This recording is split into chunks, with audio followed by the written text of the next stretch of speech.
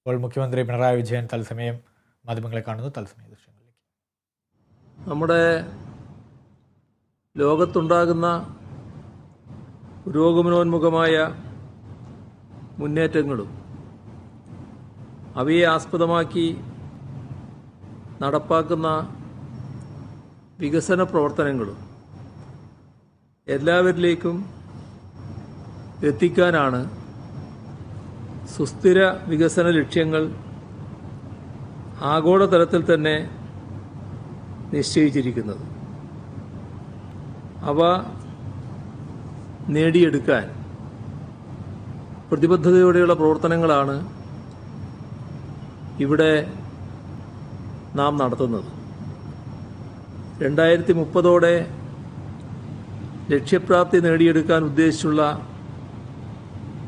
നേരത്തെ ബഹുമാനായ chief secretary സൂചിപ്പിച്ച 17 ഇന വികസന ലക്ഷ്യങ്ങളാണ് ഐക്യരാഷ്ട്രസഭ മുന്നോട്ട് വെക്കുന്നത്. അപ്പോൾ ഇവയുടെ പ്രസക്തിയെക്കുറിച്ച് സ്വാഭാവികമായും നാം ചിന്തിക്കേണ്ടതുണ്ട്.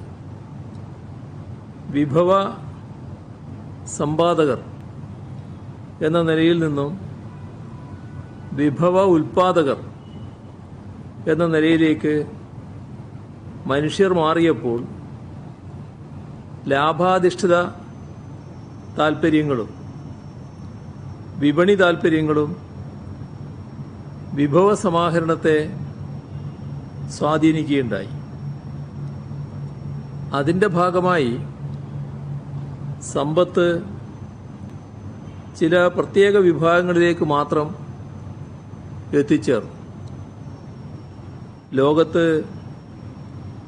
അസമത്വത്തിൻ്റെ തോത് വർദ്ധിച്ചു. വികസന പ്രവർത്തനങ്ങളുടെ ഗുണഫലങ്ങൾ അനുഭവിക്കാൻ അതോടെ എല്ലാവർക്കും കഴിയാതെ വന്നു.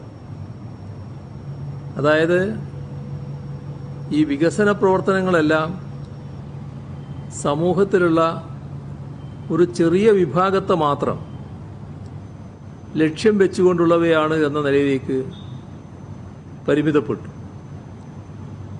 ഇത്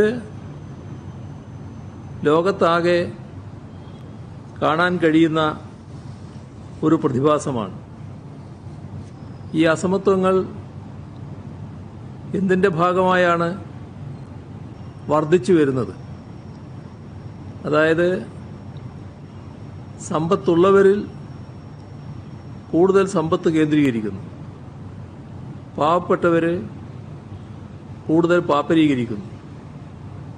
അപ്പോൾ സാമൂഹ്യ സാമ്പത്തിക അസമത്വങ്ങളെ മറികടക്കുക എന്നത് പ്രധാനം തന്നെയാണ്. അതുകൊണ്ടാണ് സുസ്ഥിര വികസനമെന്ന ആശയം ഐക്യരാഷ്ട്രസഭ മുന്നോട്ട് വച്ചിരിക്കുന്നത്. പക്ഷേ നാം കാണേണ്ടത് നമ്മുടെ ലോകത്തെ മിക്ക രാജ്യങ്ങളുടെയും വികസിത രാഷ്ട്രങ്ങളെന്ന് പറയുന്ന രാഷ്ട്രങ്ങളുടെ അടക്കം അവസ്ഥ പരിശോധിച്ചാൽ ഈ അസമത്വത്തിൻ്റെ തോത് വളരെ വലുതാണെന്ന് കാണാൻ സാധിക്കും നമുക്ക്. അതാണ് നേരത്തെ അമേരിക്കയിലടക്കം വലിയ തോതിലുള്ള പ്രക്ഷുബ്ധമായ അന്തരീക്ഷം സൃഷ്ടിച്ചത് എന്നത് നാം ഓർക്കേണ്ടതായിട്ടുണ്ട്. പാവപ്പെട്ടവർ വലിയ തോതിൽ വർദ്ധിച്ചുകൊണ്ടിരിക്കുമ്പോൾ ആ ദരിദ്രാവസ്ഥയിൽ നിന്ന് മോചനം നേടാതിരിക്കുമ്പോൾ അവർ കാണുന്നു മറുഭാഗത്ത് വലിയ തോതിൽ ഏതാനും പേരിലേക്ക് സമ്പത്ത് കുമിഞ്ഞുകൂടുന്നു.